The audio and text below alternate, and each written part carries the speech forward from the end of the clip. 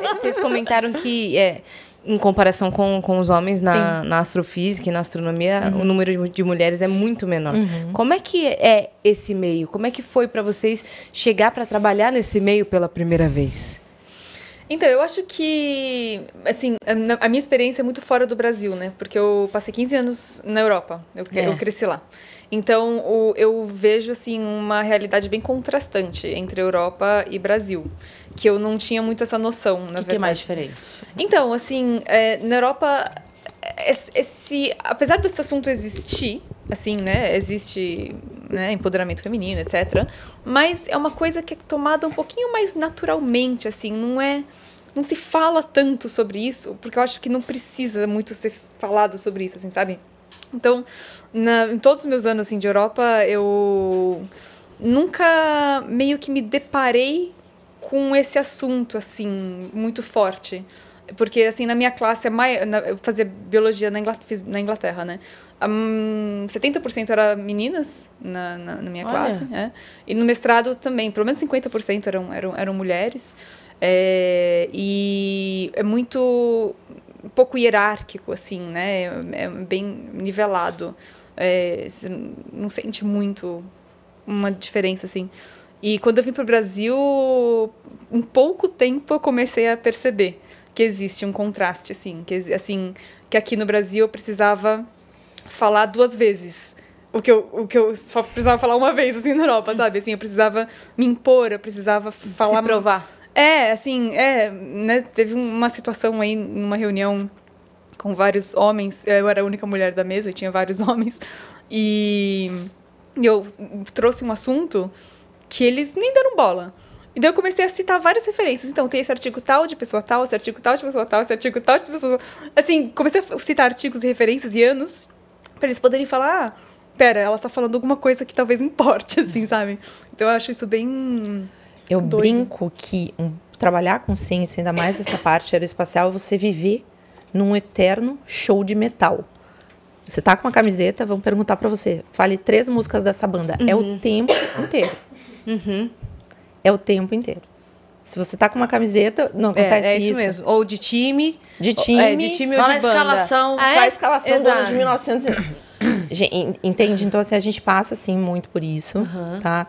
Essa questão de não ter o crédito ali, de que você também manja do rolê, você entende, você estudou. Então, você tem que ficar se provando muito mais do que um homem se provaria. Outra coisa que eu percebo muito também, quando a gente aparece assim, quem são essas aí? Provavelmente nos comentários, quem são essas aí? Quando é alguém que não tem muitos seguidores, a pessoa pergunta, quem são essas aí? Porque parece que hoje o que importa não é você trabalhar, ter publicação científica, é quantos seguidores você tem. Se um homem chega... isso eu noto porque eu faço esse exercício de olhar assim, essas entrevistas e se chega algum cara que não é famoso nas mídias sociais, ninguém pergunta, quem é esse cara aí? Já pergunta, o que esse cara faz? Onde eu encontro mais sobre ele? Que incrível o conhecimento dele. Que incrível, nossa, que legal. Agora, se é uma menina, uma mulher...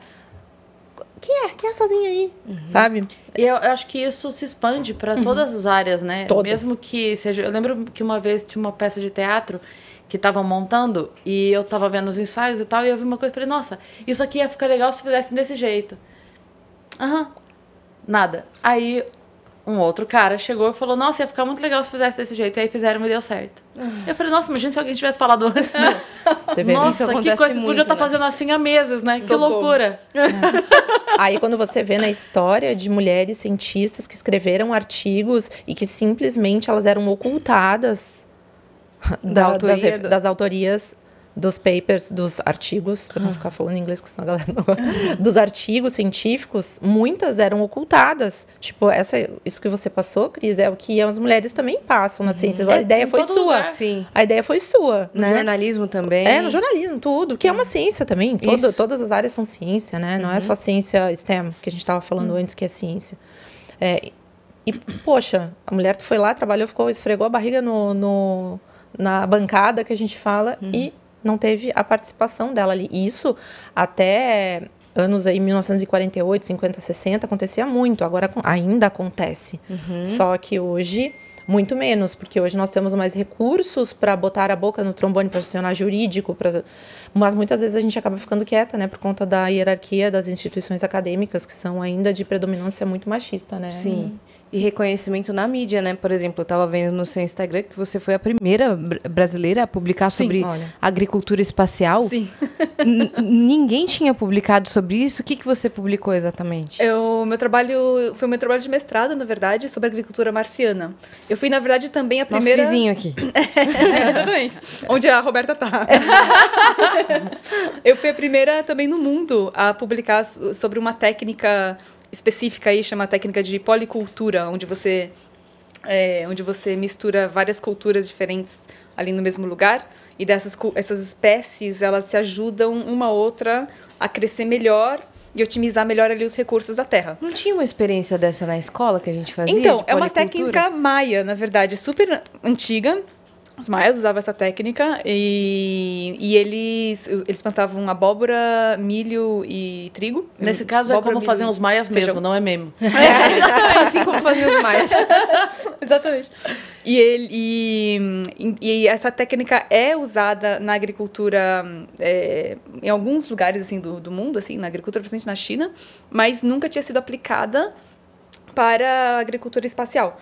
E eu fui a primeira pessoa do mundo a estudar, a publicar sobre essa técnica aplicada na agricultura espacial. E deu muito certo. Eu plantei tomates, ervilhas e cenouras num solo simulante marciano ali, que vem direto da NASA. E daí, quando a gente plantava junto tomate, ervilha e cenoura, os tomates, eles davam o dobro de frutos comparados quando eles eram plantados sozinhos. Ou seja, isso para uma colônia, uma base em Marte ou na Lua, é muito importante porque você otimiza ali. Você vê como até os vegetais têm competição, né, menina? Botou outro coleguinha perto fazendo, depois agora eu vou mais. Exatamente. E daí o artigo foi, na verdade, bastante... Foi em maio do ano passado. E teve bastante repercussão na mídia, BBC, Reuters, assim, ele foi teve bastante repercussão, assim. Na mídia nacional também, saiu Folha, Estadão, G1, assim, etc. Caramba. Então, na época eu fiquei bem feliz, poxa, que legal, eles estão, né, pegando um artigo que eu era a first author ali, a primeira autora ali, né. Então, eu achei bem legal eles terem dado essa ênfase. Mas, sim, então eu fui a primeira no mundo a publicar sobre essa técnica e, consequentemente, a primeira no Brasil também, né, a publicar sobre o assunto geral em agricultura espacial. Tem um projeto de aplicá-la? A técnica? Sim, com certeza. A ideia é agora fazer... Desculpa, gente, pela minha voz. Essa cabeça de uma gripe. A ideia é fazer mais... Avançar nesses estudos, né? Para que a gente leve realmente para as bases lunares e para Marte depois, né?